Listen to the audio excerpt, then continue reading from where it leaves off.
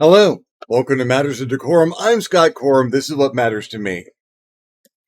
There are 16 languages in Dungeons and Dragons 5th edition, officially, between the standard languages and a couple of the hidden languages.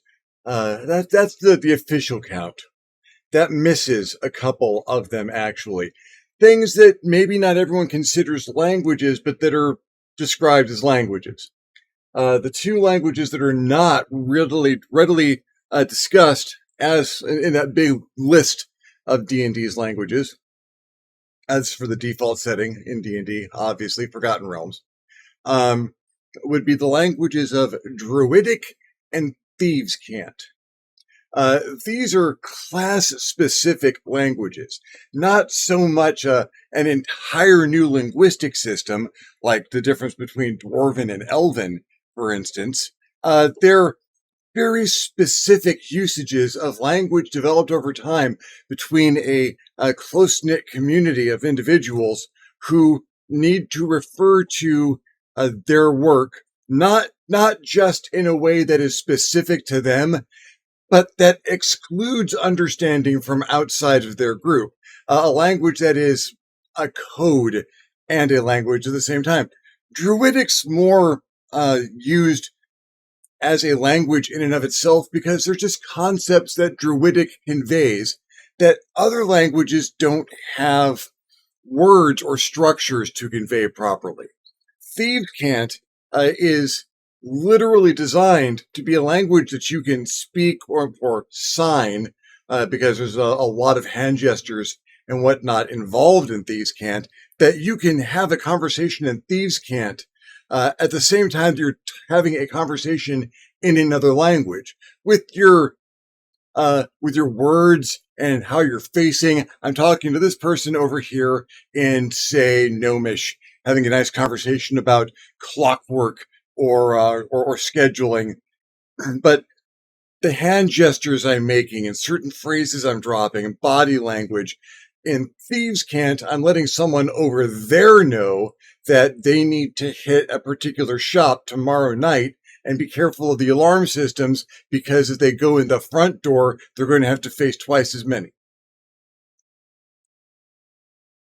Which it's kind of this is something from Dune, that there was a system of language very much like that in the novel Mirror Friend, Mirror Foe by George Takei. Great book if you've never read it. You can speak in Thieves' Cant, you can write Thieves' Cant, make little marks on the wall with particular precision in a specific place to label a territory, or that's a place that's too dangerous. That place over there is a safe place to stop. The soup is good in this spot. But it's still a language, a means of conveying concepts through symbols, spoken, written, or gestured. And there's one missing from that class of professional and or class languages. I have looked at a few conversations online regarding this, and there isn't a professional language of magic. And there really needs to be. As far as class specifics goes, this would be a wizard's language. This would be a language known by wizards, spoken but usually written by wizards, that discusses concepts that only wizards or other high-level spellcasters really know how to deal with or have to deal with at all. There's just not linguistic structure for some of the things that magic can do. Literally, the words in magic can alter reality. So those words probably need to be something specific, something formulaic. If you look for a magical language online, or what language are spell books written in, there's two kinds of answers, two varieties of answers that these the categories fall into. One is that a wizard writes a spell book in the language that they know, in their home language, and they might be common, and that's what they learn. But if they're an elf and they're elven raised, they probably have written their spell book in Elvish. And if they're Dwarvish or Gnomish, they've probably written it in Dwarvish or Gnomish. If there's a national language that's different from common. They probably have written it in that. And that doesn't work so much for me because the same concepts don't exist in all of those languages. You can talk about stonework in Elven. You can talk about the direction stones flow and the process of chipping away, but you can't get as detailed about stonework as you can if you're talking in Dwarvish. It's like they say that there's 27 words for snow in languages that indigenous folks up Alaska way can speak. Eskimo languages have all these words for snow because you have to know those and to be able to differentiate different types of snow and how it flows. And did it fall wet or did it fall dry? How high is this the snow that's actually high? Is this the snow that's good for cutting into blocks, or is the snow that's going to cause the structure to fumble? Not every language conveys the same concepts, but magic is somewhat universal. What one wizard knows is magic missile to every wizard who knows it. They can't all be using a different language to convey these concepts. It's just not how language works. So, for one reason, to unify the conceptual base that the language comes from, you need to have a magical language that covers magical concepts in a common form. You also don't want this to be something that just anyone can speak. I've written my spell book in common. There are spells that if you read them out loud only have a verbal component. Well, Joe Schmo can read that spell. Yeah, maybe there's a talent involved, or there's the way you read it. Maybe there's mental exercise involved. But if you put that on a scroll, that's just verbal component. Just read it. You can get in some trouble, or people can get their hands on aspects of magical secrets. Oh, it's written in the wizard's shorthand, but he speaks common, so I can work this out.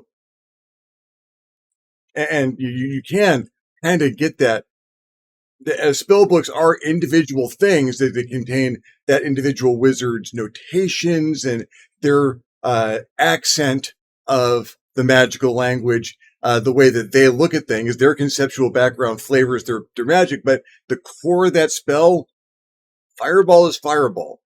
How one wizard gets to fireball, if you can learn that spell, and you can, wizards can go to guilds and they can go to a school and they can learn to cast fireball. Well, you cast fireball the way your teacher learned fireball. And if you deviate too far from these gestures and those words, you got this particular material that you need to have, you're going to cast fireball, bit of sulfur, I believe, or baguano. If you deviate too far from that wizard's flowery handwriting or their personal conceptual view of it is too far, they're not casting a fireball. You have to have some precision. So you have to use the same language.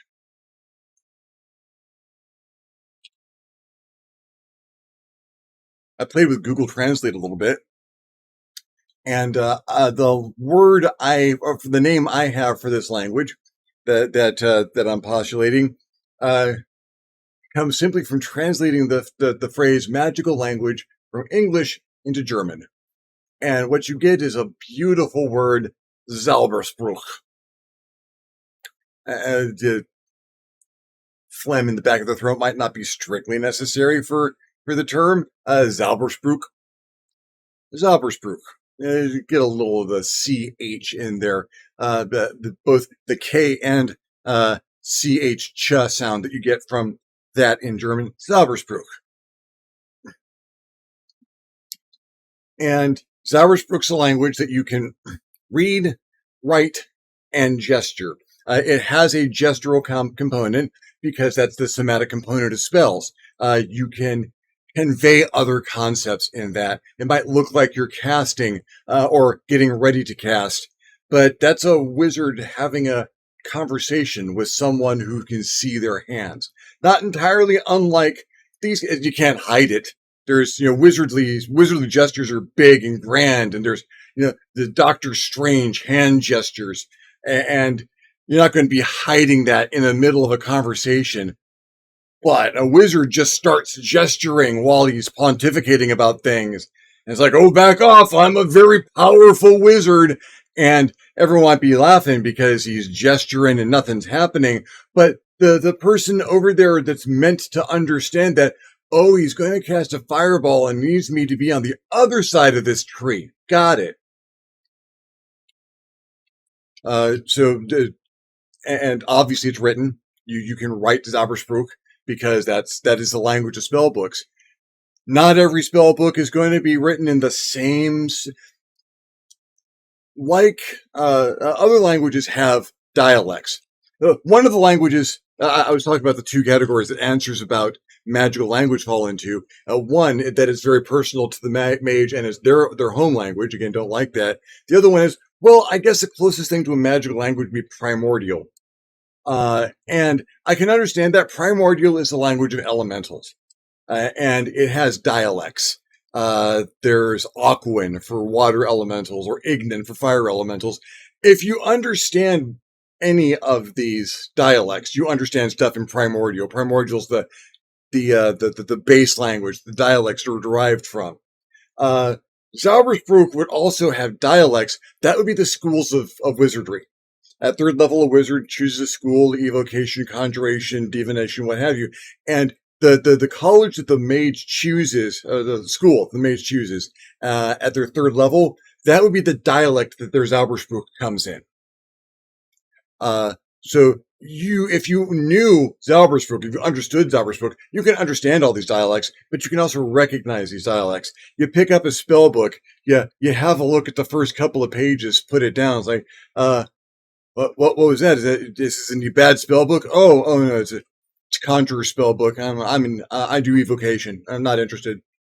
There might be some spells you're interested in, but you get a good idea. Oh, it's a conjurer spell book. Yeah, perfectly good stuff. I like conjuration for some things. I've got all the conjuration I need under my belt right now. I need some more evocation magic. So it serves the function of identifying magic, of codifying magic, of giving the wizards a professional language. Because if you can understand what wizards are saying when they go into high concept conversations about their magic and how magic works, and oh, there's a phenomena happening over there, and I think I've recognized some celestial elements, but I'm not 100% sure. There could be some abyssal in there as well, and I'm not sure how that mix is going to go. We could see some natural disasters. How do you describe the mechanics behind that? How the universe is being altered by will and whim in a language that everyone gets. If you can understand two wizards going into high wizard speak, then you're probably a wizard, or you have worked with wizards a lot, or you've got some background there. The average person, those wizards are speaking in common. Well, then I should understand what they're saying. Well, they're talking about really high lines. Yeah, but I should understand. I understand common. I get it. Do you have any ranks in Arcana? No, but I've got a decent intelligence score. Let me give a roll. As opposed to, they've gone into Zaubersprüch. Can I pick up anything from that? Is it based? No, it's Zaubersprüch. That's no language. Yeah, you don't speak it. They're rightly so, because you have no magical training and would never picked it up. Let's talk about that for a moment. So we have Zaubersprüch. We have the baseline Zaubersprüch and its dialects, which are the schools of magic. The Zaubersprüch evoker. And that becomes an optional feature for the wizard class. Among all the other stuff that they get, maybe remove one of the languages that they can. You know what? Do wizards get a bonus language or two? I keep forgetting. There's a lot of stuff to keep track of between, even just if I constrained all the stuff that I did to just the player's handbook, I'd still have more stuff than I could rightly remember. Armor, weapons, tools, saving throws, skills. No extra languages, but I would, as a first level feature, along with their spellcasting and arcane recovery, I'd give them they know Zauberspruch. They have learned at their in their magical training. They have learned Zauberspruch. They can speak, read, write, and gesture the language of magic, the language of wizardry, more specifically. And so they're wizards. Wizards would get Zauberspruch. What language is the spellbook in? No, Zauberspruch. Same as always. Well, can I puzzle out what's in it? Well, no. No, that's... It'd be like trying to do calculus, doing calculus while you're writing a sonnet, while you're painting a picture with words. Literally painting a picture with words. There's concepts in there you just... I don't know. These are people who can... They get a cantrip, they can just make fire happen at the end of their fingers. If you could understand and that's learning, that's skill. That's something that the wizard has just picked up. Oh, I didn't know this. Then I went to a school. Someone taught me the words and the gestures, the mindset that I had to have in order to make this happen. And now look, I can just make fire happen all the time, every day, out of my hand, every 6 seconds. Woof, fire. That's not something everyone can conceptually grasp. But I'm not just going to talk about a language, because I really like Zauberspruch as a concept, as a language, as something that just fits into a D&D world. There's also a feat missing. And it's not such a thing, not too much of a thing, if you've only got the 2 professional languages. When you get 3 and maybe start auguring towards more, I can see rangers having a professional language. Fighters, not so much, because what fighters do is fairly basic and reality grounded, and hitting things has a form in just about every language out there. But there are feats that allow people to cast warlock spells as a warlock, or to have magic from any class of magic. You can learn magic as a feat, as something you've picked up on the side, as a bonus feature for your character, if you're using the optional feats rules. I love using the feats. I feel they add a lot of flavor to a character and to a game overall. You can pick up most classes, most subclasses that give you some kind of special ability. The battle master, the fighter battle master. There's a feat that gives you a little taste of being a battle master. There's feats that give you little bits and pieces of what other classes have as their purview. I'm thinking of a feat. Still trying to figure out what to call it. I might come up with the name right here on this podcast. A feat that lets you choose this feat, and you get one of the professional languages: Druidic, Thieves' Cant, or Zauberspruch. You picked it up someplace. Someone trusted you enough to teach you this language. You had you had some time to study. You sat down with someone who trusted you enough to teach you, so you know a little something extra. You can see some of that stuff that's hidden to other people. If you multi-class into Rogue, you pick up Thieves' Cant. That seems like a big expenditure. Whereas sacrificing one of your stat bumps, one of your every 4 level stat bumps for a feat, not quite as much. It is still it's a sacrifice of stat points. There's something there, but being able to speak one of those professional languages, you could take this feat 3 times, no more than 3 times. And for each time you take it, you can learn a different one of the professional languages: Druidic, Thieves' Cant, Zauberspruch. It'd be really rare for someone to know all 3 unless they maybe started with one of them. Yeah, I knew some Thieves' Cant. I picked up some Druidic, and That stuff the wizards do is kind of fun. I'm thinking of angling towards Arcane Trickster. Maybe I'll see if I can pick up some of that Zauber's book. See what books I need to pick up. I think that gives that character a lot of extra depth. The languages and concepts that a character can communicate in conveys a lot about that character. The kindly old cleric gets called. He's the highest ranked, highest level adventurer in the area, and well, we've seen these bodies, and there's these markings. We barely noticed them, but they're there. Ah, this person was the target of an assassination, I see. I know who I can talk to.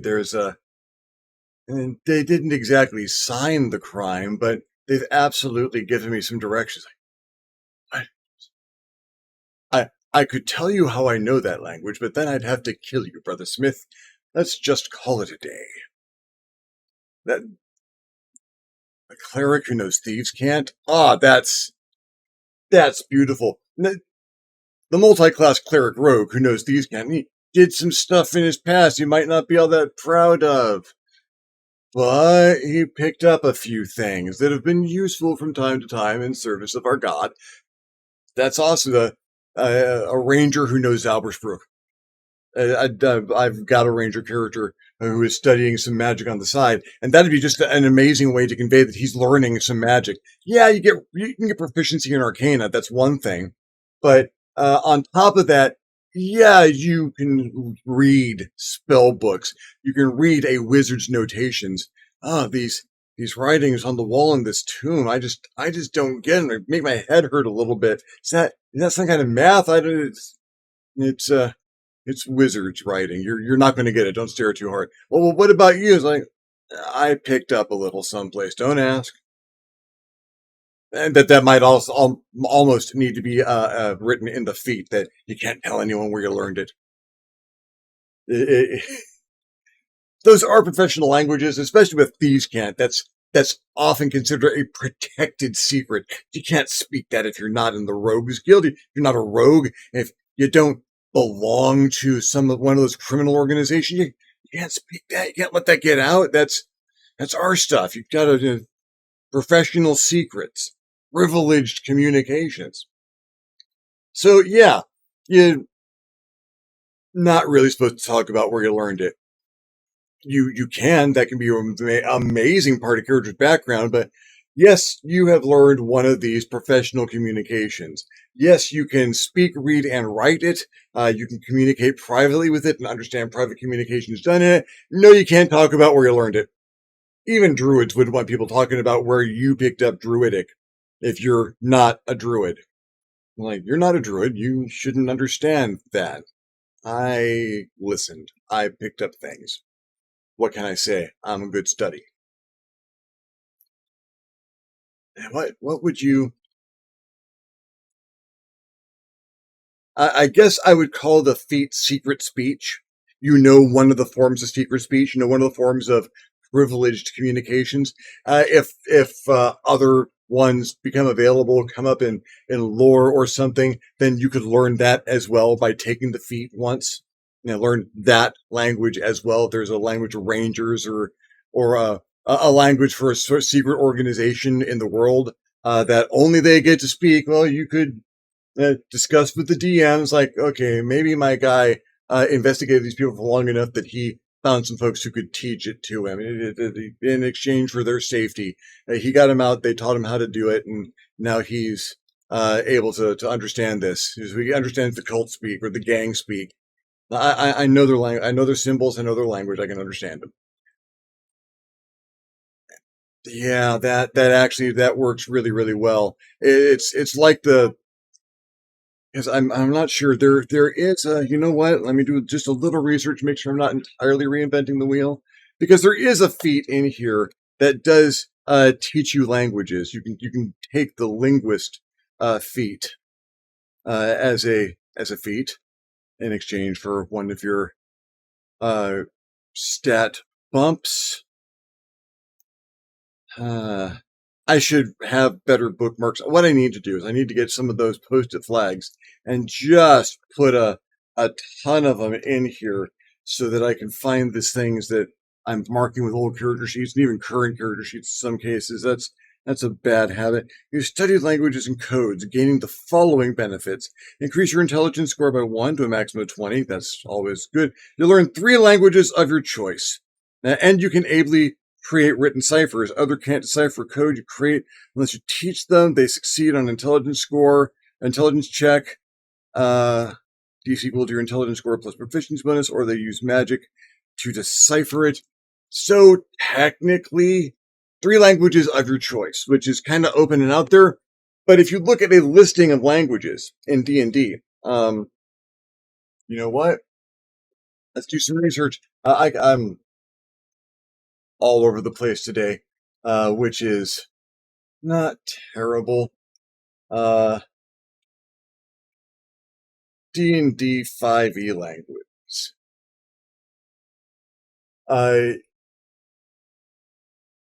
And I look at a full list of standard and exotic languages. Oh man, that's a much, not that long. Let's look at the Common, Dwarvish, Elvish, Giant, Gnomish, Goblin, Halfling, Orc, Abyssal, Celestial, Deep Speech, Draconic, Infernal, Primordial, Sylvan, Undercommon. 17. There are 17 languages. If I'm looking at any list of languages, just standard list, D&D Wiki, the languages available in Dungeons & Dragons 5e. You will notice 2 things not on that list, that being Druidic and Thieves' Cant. The features that give those to you in the classes identify those as languages. But when you look at languages, they're not there. They're not even considered exotic languages. They're just not on the language list. So I would postulate that, yeah, you would need a special feat to learn something like that. And so secret speech, you learn one of the privileged profession languages. Druidic, Thieves' Cant, or Zaubersprüch. Yeah, that fits. So a language and a feat. And I'm starting to feel a supplement about expanding magic users a bit. Kind of specific to wizards at the moment, but that could expand. With last week's considerations of the mage right background, I'm writing that up. I am writing that up. It's going through some editorial phases at the moment. Thank you, Candace. And once that's tidied up, I'll probably share that someplace or other. Or I might hang on to it. Tack in some optional rules for including Zaubersprüch in your game, and the secret speech feat. Yeah. Just nothing game changing. Flavor and things to give characters depth and background, and to make this question in Magic make some sense to me. Because there's all kinds of different languages that people talk about being the language of magic. Oh, it's Draconic because dragons are ancient creatures of magic, and all magic's derived from dragon. Magic's written in Elvish, Elvish or Sylvan, because elves are those that codified and brought magic about. Or primordial. It's in primordial. It's elemental. It's raw. It's powerful. So you have to express magic in primordial terms. So you can speak about the elementals. And all of those are good answers, and all of those are insufficient answers in my head, because all of those languages have different conceptual bases. I could not learn a language, or I couldn't learn a spell written in Draconic. I really don't feel a human wizard could learn a spell written in Draconic, because dragons can make gestures. Humans can't, because they've got more body parts. and some vastly different body parts. And what that wave of a hand is to my human mage is not the gesture that a dragon would accomplish. And they certainly wouldn't write about it in the same terms. And I'm not going to be trying to translate dragon kinesiology to human kinesiology while I'm reading the spell. And elvish stuff, elvish wizards could pick that up pretty easily, and plenty of elvish wizards out there. But again, the conceptual basis is a little bit different because you have to be able to focus your. I'm going over the same stuff. So yeah, Zaubersprook as a nice, tidy, central location, central language of the concepts and gestures and materials that make language and magic possible for the wizard. And warlocks might have a private magical language, just something between them and their patron, because their patron's defining how the power gets used, and their patron's powerful enough to change that. Just use my power, do this. This is the way that I do it, which is very personal for every patron. The Archfey has their own way of casting magic. It is not the same as when the Great Undead casts their magic, or when a fiend casts their magic. It's all different. So that's individual. Between the warlock and their patron, it needs to be that way.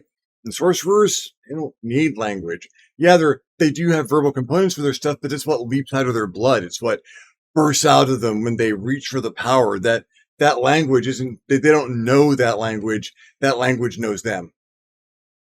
So don't really need something like Zaubersprook for those magic using classes. Bards, probably. A bard might pick up some Zaubersprook. Because they can sing their magic and it comes from their heart and their soul and it's all charisma based, but they need to sing a certain way. They need to make a certain thing happen. There needs to be the right sounds and the right gestures, the right dance steps. They need to be in the right mindset. There might be a bardic, I wouldn't automatically say bards to get Zaubersprook. I would give it to bards as an option. Maybe there's a college of, maybe they're a lore bard. They can pick up some Zaubersprook as an optional feature. Yeah, but it's a wizard thing. Absolutely a wizard thing. Wizards need to know something like that. And wizards from 2 different continents with no similar background, they're not of the same race. They don't come from the same culture. There isn't even a common between the 2 of them. So they show up being unable to speak any of their other languages, but they're both wizards.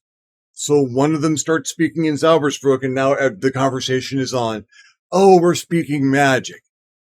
They might have a hard time figuring out where to go get a hamburger because that's a fairly common concept. That doesn't need magic to address it. That might be a little bit banal for a conversation in Zaubersprook. You could say it. It'd take an hour to convey that in Zaubersprook when you can say it in 2 seconds in common. But you would know exactly where the hamburger is, exactly what the hamburger needs to be made out of. You would understand exactly how you were going to order it, and you'd have a pretty good idea of how you were going to eat it. Yeah. Functional for me. I'm starting to go around in circles, so I'm going to call it here. Thank you for following me along with this particular rant.